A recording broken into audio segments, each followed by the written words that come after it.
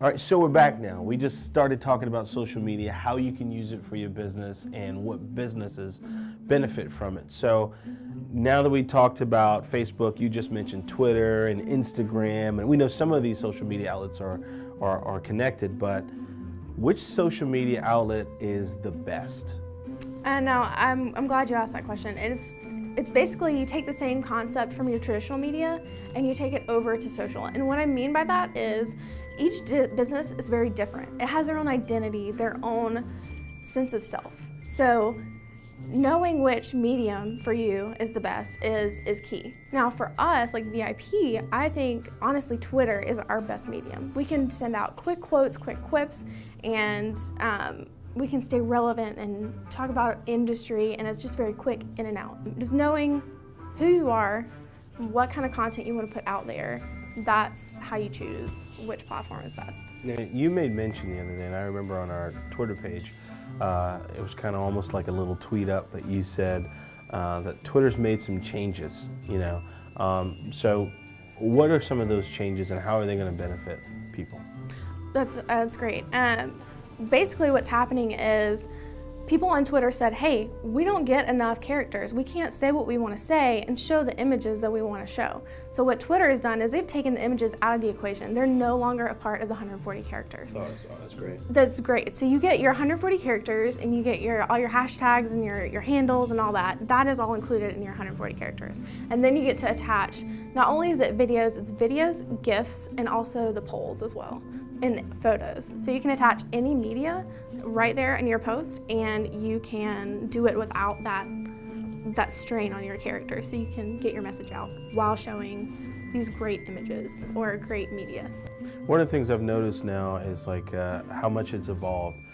You have something like Facebook, a platform like Facebook, it seems like it's adopted a little bit of everything from all the other popular social media outlets, which is really good.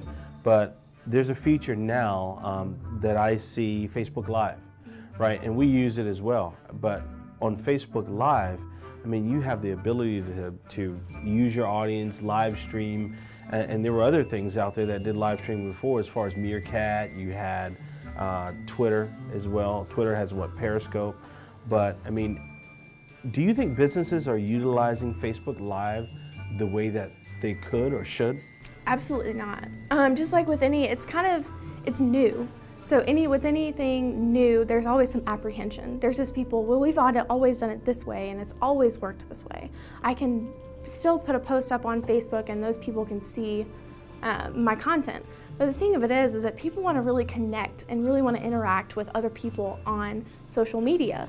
And so giving them that kind of access behind the scenes is always really good because they feel connected. And it shows your personality. It's another way for people to really feel engaged with you and your brand. At the end of the day, people want to do business with people that they like. What kind of growth should you look for as far as your social media, your Facebook and Twitter? What kind of growth should someone be looking for? On Twitter, it's going to be a little bit more rapid because you can send out hashtags. People like, oh, you know, I like this person, their content. I'm gonna like them because, you know, they always tweet about this. Like, it's quick. And they can also add you to a certain list of saying, hey, you're a cool advertiser. I'm gonna add you to my list. So it's a little bit more rapid with Twitter. With Facebook, it's a little bit slower. A lot of people say that you have to pay for your likes in order to scale that much, but basically if you invite all your friends, that grows it a lot. I've noticed, like, as far as with our Instagram, we've been putting a lot of stuff out there about, you know, our shoots and like when we do this or that or the other, and, you know, our birthday post the other day. It's really all about content.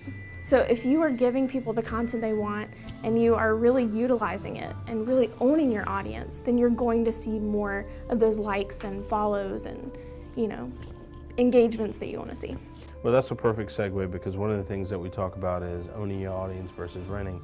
And I think in anything in life, it's always better to own versus rent.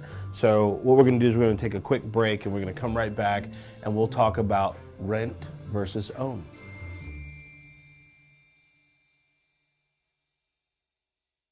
I get asked questions all the time. What's the best use of my ad dollars? Should I purchase radio, TV, newspaper, billboard, direct mail, internet, you name it?